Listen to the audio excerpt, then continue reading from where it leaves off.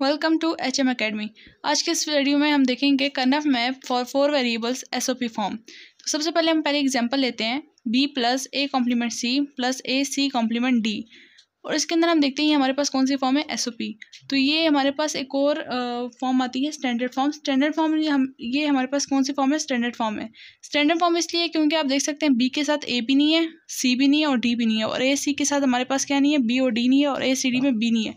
तो complete variables ना होने की वजह से ये हमारे पास स्टैंडर्ड फॉर्म है। और जो स्टैंडर्ड फॉर्म नहीं होती, यानी कि उसको सारे एलिमेंट्स मौजूद होते हैं, उसको हम क्या फॉर्म, कौन सी फॉर्म कहते हैं, कैनोनिकल फॉर्म। अब हमें ये नहीं मालूम कि रिड्यूस फॉर्म है कि नहीं है। स्टैंडर्ड फॉर्म ज़रूरी नहीं है कि वो रिड्यूस फॉर्म हो, लेकिन जो रिड्यूस फॉर्म होती है वो लाजमी है कि वो स्टैंडर्ड फॉर्म हो। यानी कि अगर मैं लिख देती हूँ a plus B C complement, तो इट मीन्स कि ये स्टैंडर्ड फॉर्म है, ठीक है, क्योंकि इसके सारे एलिमेंट्स मौजूद नहीं है। जो रिड्यूस फॉर्म होती है उसके अंदर सारे एलिमेंट्स मौजूद नहीं होते, इसलिए हम उसको स्टैंडर्ड फॉर्म कहते हैं। लेकिन अगर वैसे किसी के अंदर सारे एलिमेंट्स मौजूद नहीं है, लेकिन ज़रूरी नहीं हो रिड्यूस फॉर्म में, फर्दर रिड्यूस हो भी सकती है। तो सबसे पहले हम समझेंगे Karnaugh map for 4 variables SOP form समझने से पहले हम ये समझेंगे कि इस रिड्यूस फॉर्म को, इस स्टैंडर्ड फॉर्म को हम कैनोनिकल फॉर्म में कैसे कन्वर्ट कर सकते हैं। So first I am going to show you how you can convert the 4 variable Boolean expression to canonical form. Then we will learn how K-map is applied to reduce any Boolean expression including canonical form to the standard or reduced form, simplest form. K-map हमारे पास simplest form तक convert करने के लिए use होता है, ठीक है। तो सबसे पहले हम समझ रहे हैं standard form to canonical form. Okay, तो हम स्टैंडर्ड फॉर्म से कैनोनिकल फॉर्म की तरफ जा रहे हैं। कैनोनिकल फॉर्म में जाने के लिए सबसे पहले हम ट्रुथ टेबल बनाते हैं, ठीक है। कैनोनिकल फॉर्म में जाने के लिए ट्रुथ टेबल बनाना लाजमी होता है हमारे लिए। ये सबसे सिंपलेस्ट तरीका है हमें स्टैंडर्ड फॉर्म से कैनोनिकल फॉर्म में लेकर जाने के लिए। लेकिन जो के मैप किस लिए यूज़ करते हैं, वो इसलिए यूज़ करते हैं कि हम कैनोनिकल फॉर्म से अगर स्टैंडर्ड फॉर्म की तरफ आना है या रिड्यूस फॉर्म की तरफ आना है, स्टैंडर्ड लाजमी नहीं स्टैंडर्ड बल्कि रिड्यूस फॉर्म की तरफ आना है, तो क्योंकि रिड्यूस फॉर्म तो होती स्टैंडर्ड फॉर्म है, तो हम कहते हैं कैनोनिकल फॉर्म से अगर स्टैंडर्ड फॉर्म की तरफ वापस आना हो तो उसके लिए हम ट्रुथ टेबल यूज़ नहीं कर सकते, उसके लिए हम के मैप यूज़ करते हैं, ठीक है। तो हम देखते हैं कि स्टैंडर्ड फॉर्म से कैनोनिकल फॉर्म की तरफ कैसे आया जा सकता है। तो सबसे पहले जो है मैंने यहाँ पे एक ट्रुथ टेबल बनाया है। अब इसी फंक्शन को, जो मैंने ऊपर फंक्शन लिखा था b प्लस ए सी और a कॉम्प्लीमेंट c और a c कॉम्प्लीमेंट d, इस पूरे फंक्शन को मैंने ट्रुथ टेबल में शो करना है। ट्रुथ टेबल जिस तरीके से आप सिंपली तरीके से बनाते थे, बिल्कुल वैसे ही आपने ट्रुथ टेबल बनाना है।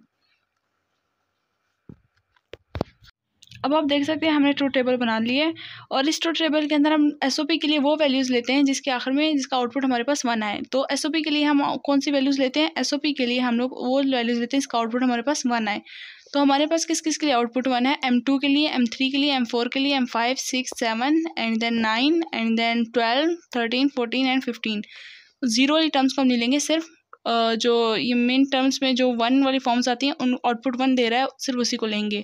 और ये 0 1 2 3 मैंने क्यों लिखा है, ये आप पिछली पार्ट 1 और पार्ट 2 को देख सकते हैं इस वीडियो की, तो वहाँ से आपको पता चल जाएगा ये M1 M2 क्यों लिखा है, तो वहाँ से आपको पूरी एक्सप्लेनेशन मिल जाएगी। अब हमने इसको लिखना कैसे है, अब हमने लिखना ही ऐसे है कि ये जो A है, अब 1 के लिए देखें इसके कोरस्पॉन्डिंग यहाँ पे क्या है, A 0 है, तो यानी कि A का कॉम्प्लीमेंट, ठीक है। यानी कि मैंने A का कॉम्प्लीमेंट लिख दिया, और साथ में क्या है, इसी कोरस्पॉन्डिंग देखें B भी कॉम्प्लीमेंट एंड C नॉर्मल लिखेंगे, और फिर D का कॉम्प्लीमेंट। जो 0 टर्म्स आएंगे उनके लिए कॉम्प्लीमेंट लिखना है, लेकिन POS फॉर्म के लिए इसका ऑपोजिट होता है, वो हम फर्दर वीडियोज़ में चेक करेंगे। A कॉम्प्लीमेंट और साथ में क्या लिखेंगे, B कॉम्प्लीमेंट, C नॉर्मल है, और फिर D कॉम्प्लीमेंट। ये हमारे पास क्या हो गया, एक प्रोडक्ट बना गया, और साथ में एडिशन करेंगे। और नेक्स्ट हमारे पास टर्म कौन सी पॉजिटिव है, 1 है, और उसके लिए है A complement, B complement, C और D। A complement, B complement and C and D। इस तरीके से हम फिर से प्लस करेंगे। M4 टर्म देखते हैं, A complement, B C complement and D complement, A complement, B C complement and D complement. अब हमारे पास M5 टर्म देखते हैं, ये हमारे पास बनती है A complement, B and then C complement and D। Okay, अब हमें एंड तक बना के फिर मैं आपको दिखाती हूँ। अब आप देख सकते हैं हमने एंड तक इसकी कैनोनिकल फॉर्म लिख ली, और कैनोनिकल फॉर्म देख सकते हैं कितनी बड़ी हमारे पास कैनोनिकल फॉर्म आई। और आप हर वेरिएबल चेक करें, A B C D चारों के चारों मौजूद है। इसमें भी देखें A B C D सारे के सारे मौजूद है, इसमें भी A B C सारे मौजूद है। आप जो भी वेरिएबल उठा के देखेंगे, सब के अंदर कोई भी टर्म उठा के देखें, उसके अंदर सारे के सारे वेरिएबल्स मौजूद होंगे। तो इसलिए हम इसको क्या कहते हैं, इसको हम कहते हैं कैनोनिकल फॉर्म। तो ये इसलिए हमारे पास क्या बनती है, कैनोनिकल फॉर्म क्योंकि इसके अंदर हमारे पास सारे वेरिएबल्स मौजूद होते हैं। और ये चूंकि हमारे पास स्टैंडर्ड फॉर्म थी तो इसके अंदर कुछ वेरिएबल्स मौजूद थी। देखिए बी के साथ हमारे पास ए सी डी मौजूद थी। अब आपको समझ आ गई होगी कैनोनिकल फॉर्म और स्टैंडर्ड फॉर्म किसे कहते हैं। ओके, अब अगर हमारे पास समझें कि इस तरह का हमें ये दिया हो, सिर्फ ये चीज़ दी हो, ये कैनोनिकल फॉर्म दी हो और इसको बोले कि हमें रिड्यूस करके तो सिंपलेस्ट फॉर्म में लेकर जाके दिखाओ, तो वो हमें क्वेश्चन में ये पूरी टर्म्स नहीं देंगे क्योंकि हमें बहुत टाइम लग जाएगा इसको इस फॉर्म में लेकर आने के लिए। अगर इसके लिए हम ट्रूथ टेबल बनाने लग जाएंगे तो ट्रूथ टेबल बनेगा तो बिल्कुल सेम यही वाला, लेकिन इसको बनाते बनाते हमारा बहुत टाइम लग जाएगा क्योंकि पहले हम ए लेंगे, A complement B, C complement, और फिर इन सबको एडिशन करते करते ये बहुत बड़ा काम है। वो हमें किस सिंपली इस तरीके से देंगे, हमें ये वन वाली टर्म्स देंगे। अब इसी फॉर्म को हमें वो किस तरीके से लिख कर देंगे और आपको हम शेयर करते हैं। वो हमें इस तरीके से देंगे इस क्वेश्चन को कि हमारे पास वेरिएबल जिस किसी सीक्वेंस है ए बी सी डी की सीक्वेंस से हमें लिख कर देंगे और हमारे पास मिन टर्म्स बताएंगे। मिन टर्म्स किन के लिए जो है 1 आए, एसओपी फॉर्म ले रहे थे, ये हमें आगे साथ लिखा भी होगा इन केस ऑफ एसओपी। तो इन केस ऑफ एसओपी के अंदर हमारे पास क्या होता है, उसका आउटपुट हमेशा 1 आता है। तो हमने किसके लिए आउटपुट 1 लेना होगा, 2 3 मिन टर्म 2 3 4 5 6 7 9 12 13 14 15। अब चूंकि हमने पहले जो हमने क्वेश्चन हमने क्या किया कि स्टैंडर्ड से कैनोनिकल फॉर्म में दिया। अगर हमें कोई बोल दे कि हमें एक कैनोनिकल फॉर्म है या कोई भी सिंपल एक फॉर्म दी हुई है, ठीक है, और उसको बोला है कि रिड्यूस फॉर्म में लेके जाना है या स्टैंडर्ड फॉर्म में लेके जाना है, तो हमने उसके लिए क्या यूज़ करना है, कर्नफ मैप। और कर्नफ मैप के लिए हमें इस तरह का बड़ा सा एक्सप्रेशन नहीं देंगे, अगर देना चाहे दे सकते हैं लेकिन मिलता नहीं है क्योंकि इसके लिए काफ़ी एफर्ट करनी पड़ेगी। हमें पहले ट्रूथ टेबल बनाना पड़ेगा, फिर हमें से उसमें से एक्सट्रैक्ट करना पड़ेगा किसके लिए आउटपुट 1 आ रहा है, और फिर हम उसको कॉरस्पॉन्डिंग चेक करेंगे M15 है, 14 है, 13 है। तो हमें क्या करेंगे, हमें डायरेक्ट क्वेश्चन इस किस्म का आएगा। हमें क्वेश्चन दे देंगे कि ABCD और मेन टर्म्स किसके लिए 1 है, 2 3 4 5 6 7 9 12 13 14 15। 1 मैं इसलिए कह रही हूँ कि SOP फॉर्म यूज़ हो रही है, मैं कह रही हूँ कि उसके लिए 1 है। अब इसके लिए हम क्या करते हैं, कर्नफ मैप बनाते हैं। कर्नफ मैप किस तरीके से बनेगा वो आप चेक करें। अब आप देख सकते हैं हमें रूल ऑफ अर्जेंसी को मद्देनज़र रखते हुए हमने हमारा कर्नफ मैप का ब्लॉक बना लिया है। अब इसके अंदर इसकी मैपिंग करनी है कि M1 कहाँ आएगा, M2 कहाँ आएगा, M3 कहाँ आएगा, वो मैपिंग आपको बताती हूँ। साथ में ये अर्जेंसी का हमने यहाँ पे रूल अप्लाई किया है, तो ये कैसे अप्लाई हुआ है ये आप अपनी प्रीवियस वीडियोस में देख सकते हैं, पार्ट 2 और पार्ट 3 में, कि रूल ऑफ अर्जेंसी कैसे अप्लाई होता है। लेकिन मैं आपको साथ में एक हिंट यहाँ पे दे देती हूँ कि ये हमारे पास M1 M2 हम ब्लॉक कैसे करेंगे कि M2 कहाँ लग रहा है, M3 कहाँ लग रहा है। ये ऐसा नहीं है कि 0 1 2 3 नंबरिंग ऐसे कर देनी है, नहीं, बिल्कुल नहीं। ये हमारे पास एक स्पेशल ब्लॉक है। ये कौन सा ब्लॉक है ये हम फाइंड करेंगे, कौन सा ब्लॉक है। तो फिर उसके बाद फाइंड करने के बाद हमने उसके अंदर ये वैल्यूज़ 1 पुट करना है कि कहाँ कहाँ 1 आएगा, उसके बाद हमारी मैपिंग होगी। तो ये देखने के लिए कि M1 M2 ये ब्लॉक कैसे बनते हैं ये भी आप हमारी प्रीवियस वीडियोस में चेक कर सकते हैं। लेकिन थोड़ा बहुत मैं आपको इंट्रो यहीं पे दे देती हूँ कि हम क्या करते हैं। अगर 4 हैं तो हम यहाँ पे लिख देते हैं 1 2 4 8, क्योंकि हमारे पास बाइनरी नंबर्स में है तो बाइनरी नंबर ऐसे लिख देंगे। और A B, अब ने ये नहीं बोलना कि सीक्वेंस हमारा यही होना चाहिए, ठीक है। D जो है राइट मोस्ट है तो हमारा D सबसे राइट मोस्ट होना चाहिए, पीछे C है, फिर B है, फिर A है, ठीक है। तो राइट मोस्ट और राइट मोस्ट पे ही होना चाहिए। अब यहाँ पे आप चेक करें, इस ब्लॉक के कोरस्पॉन्डिंग चेक करेंगे। इसके लिए A क्या है, पहला वाला A होगा, नेक्स्ट B होगा, ये मैंने AB डिफाइन कर दिया, और पहला वाला C होगा, नेक्स्ट D होगा, यहाँ CD डिफाइन है, ठीक है। जो 2 0 लगाएं, पहले C के लिए फिर D के लिए। ओके, उसके बाद आप देख लें कि A क्या है यहाँ पे 0 और B क्या है 0, तो मैंने लिख दिया A क्या है, ये तो हमारे पास इसको हमें मैं बताएगा कि कौन सा मिन टर्म यहाँ ब्लॉक में लगेगा। B क्या है 0, C क्या है यहाँ पे 0, D क्या है 0, तो C भी क्या है 0, D भी क्या है 0। तो किसी के लिए क्या ये आउटपुट 1 है, नहीं, तो मैं यहाँ लिख दूँगी कौन सा ब्लॉक है, M0। अब नेक्स्ट के लिए देखते हैं, A और B क्या है 0 0, तो A और B क्या है 0 0, और C क्या है 0 एंड D क्या है 1, तो किसके कोरस्पॉन्डिंग आ रहा है 1 के, तो ये कौन सा ब्लॉक है, M1। उसके बाद देखेंगे यहाँ पे 0 0, A क्या है 0, B क्या है 0, लेकिन आगे C और D क्या है 1 1, तो ये देखिए इसके लिए भी 1 आ रहा है, 2 के लिए भी, और 1 के लिए भी 1 आ रहा है, तो 2 + 1 3, तो ये कौन सा ब्लॉक हुआ, M3। तो करते करते मैं आपको M12 तक लेके चलती हूँ, फिर मैं आपको बताती हूँ कि यहाँ पे चेंजिंग कैसे हुई। अब आप देख सकते हैं हमें रूल ऑफ अर्जेंसी को मद्देनज़र रखते हुए हमने हमारा कर्नफ मैप का ब्लॉक बना लिया है। अब इसके अंदर इसकी मैपिंग करनी है कि M1 कहाँ आएगा, M2 कहाँ आएगा, M3 कहाँ आएगा, वो मैपिंग आपको बताती हूँ। साथ में ये अर्जेंसी का हमने यहाँ पे रूल अप्लाई किया है, तो ये कैसे अप्लाई हुआ है ये आप अपनी प्रीवियस वीडियोस में देख सकते हैं, पार्ट 2 और पार्ट 3 में, कि रूल ऑफ अर्जेंसी कैसे अप्लाई होता है। लेकिन मैं आपको साथ में एक हिंट यहाँ पे दे देती हूँ कि ये हमारे पास M1 M2 हम ब्लॉक कैसे करेंगे कि M2 कहाँ लग रहा है, M3 कहाँ लग रहा है। ये ऐसा नहीं है कि 0 1 2 3 नंबरिंग ऐसे कर देंगे, नहीं, बिल्कुल नहीं। ये हमारे पास एक स्पेशल ब्लॉक है। ये कौन सा ब्लॉक है ये हम फाइंड करेंगे, कौन सा ब्लॉक है। तो फिर उसके बाद फाइंड करने के बाद हमने उसके अंदर ये वैल्यूज़ 1 पुट करना है कि कहाँ कहाँ 1 आएगा, उसके बाद हमारी मैपिंग होगी। तो ये देखने के लिए कि M1 M2 ये ब्लॉक कैसे बनते हैं ये भी आप हमारी प्रीवियस वीडियोस में चेक कर सकते हैं। लेकिन थोड़ा बहुत मैं आपको इंट्रो यहीं पे दे देती हूँ कि हम क्या करते हैं। अगर 4 हैं तो हम यहाँ पे लिख देते हैं 1 2 4 8, क्योंकि हमारे पास बाइनरी नंबर्स में है तो बाइनरी नंबर ऐसे लिख देंगे। और A B आपने ये नहीं भूलना कि सीक्वेंस हमारा यही होना चाहिए, ठीक है। D जो है राइट मोस्ट है तो हमारा D सबसे राइट मोस्ट होना चाहिए, पीछे C है, फिर B है, फिर A है, ठीक है। तो राइट मोस्ट और राइट मोस्ट पे ही होना चाहिए। अब यहाँ पे आप चेक करें, इस ब्लॉक के करस्पॉन्डिंग चेक करेंगे। इसके लिए A क्या है, पहला वाला A होगा, नेक्स्ट B होगा, ये मैंने AB डिफाइन कर दिया। और पहले वाला C होगा, नेक्स्ट D होगा, यहाँ CD डिफाइन है, ठीक है। जो 2 0 लगाएं, पहले C के लिए फिर D के लिए। ओके, उसके बाद आप देख लें कि A क्या है यहाँ पे 0 और B क्या है 0। तो मैंने लिख दिया A क्या है, ये तो हमारे पास इसको हमें मैं बताएगा कि कौन सा मिन टर्म यहाँ ब्लॉक में लगेगा। B क्या है 0, C क्या है यहाँ पे 0, D क्या है 0, तो C भी क्या है 0, D भी क्या है 0। तो किसी के लिए क्या ये आउटपुट 1 है, नहीं। तो मैं यहाँ लिख दूँगी कौन सा ब्लॉक है, M0। अब नेक्स्ट के लिए देखते हैं, A और B क्या है 0 0, तो A और B क्या है 0 0, और C क्या है 0 एंड D क्या है 1। तो किसके कोरस्पॉन्डिंग आ रहा है 1 के, तो ये कौन सा ब्लॉक है, M1। उसके बाद देखेंगे यहाँ पे 0 0, A क्या है 0, B क्या है 0, लेकिन आगे C और D क्या है 1 1। तो ये देखिए इसके लिए भी 1 आ रहा है, 2 के लिए भी, और 1 के लिए भी 1 आ रहा है, तो 2 + 1 3। तो ये कौन सा ब्लॉक हुआ, M3। तो करते करते मैं आपको M12 तक लेके चलती हूँ, फिर मैं आपको बताती हूँ कि यहाँ पे चेंजिंग कैसे हुई। यहाँ तक आप लोग खुद बनाएं और फिर देखेंगे आपको कहाँ से कुछ समझ नहीं आ रहा तो आप कमेंट में आके पूछ सकते हैं। और साथ में ये चेक करें कि यहाँ पे M12 आया कैसे। तो A क्या है 1, A क्या है 1, B क्या है 1, C और D क्या थे 0 एंड 0।